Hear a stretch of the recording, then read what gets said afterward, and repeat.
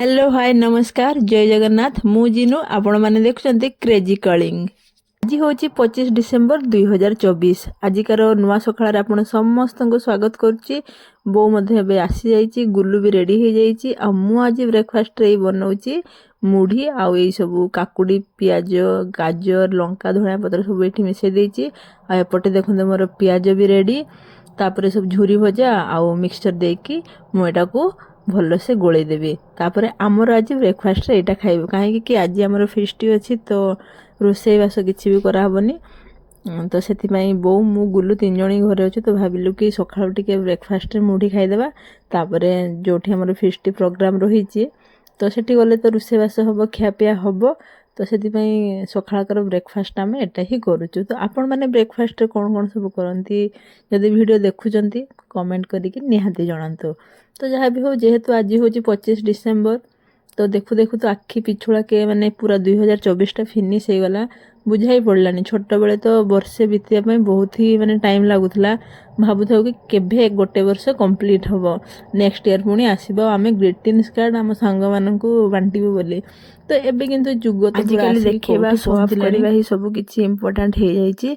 तो ये जो बैग रे देखिले मु हमर ऑफिस रे आज फेस्ट होची तो सब जिनस पूरे की रेडी करके रखी नहीं कि जीवी बोली।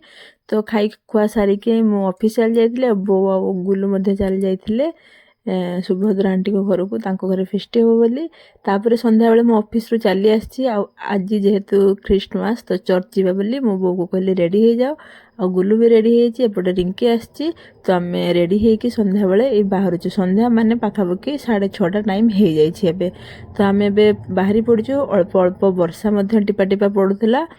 तो जेहेतु आम घर पाखु पाखापाखि 5 किलोमीटर दूर रे अच्छी चर्च तो आम स्कूटी नहीं के बाहरी पड़चु। आबे मु पहुँचा पहुँची हो गली ये देखो दूर लाइटिंग सब देखा जाउची। एते भिड़ मु बहुत वर्ष पर आसिली चर्च पाखापाखि 2012-13 हुए तो बोधे लास्ट टाइम आसती मोर मन ना ठीक से। तो रास्तार पूरा गाड़ी जाम तो जहाँ भी हो गाड़ी पार्किंग रे रखी देके आम ए चल चलिका जाऊ आसिक आम पहुँची जाइए चर्च रो गेट सामने। आते परिमाण रे भिड़ मु तो देखिक पूरा आश्चर्य हो जाउची कहीं आम जो आगुरी आसुलु एतेटा भी भिड़ नाला। एबे तो बहुत ही भिड़ होती और डेकोरेशन बहुत ही भल होता। आउपटे दुकान भी बहुत सारा माने बसला मेला टाइप रो। तो गुल्लू हाथ धरिकी मु आग को माड़ी चली फाइनाली एबे आमे पूरा चर्च सामने पहुँची जाइछु। ये तो मु बहुत वर्ष पर आसिली तो देखिकी मते बहुत नुआ नुआ ही लागुथला।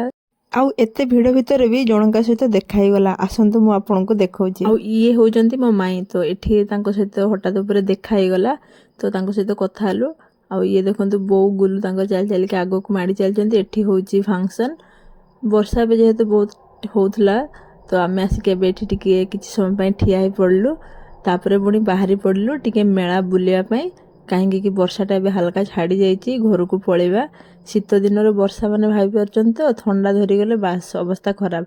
तापर एठी आसिक मेला रे बो मथुरा केक लंका चप एगुड़ा सब खाइले तापर फोटो फोटो उठेकी गाड़ी पार्किंग एरिया बाहर करा होची। वर्षाटा भी छाड़ी जाइए तो घर को पलैबा। आजिकार भिडियोटी एतिकी भल लगे कमेंट करेंगे। चैनल नुआ रही सब्सक्राइब करने को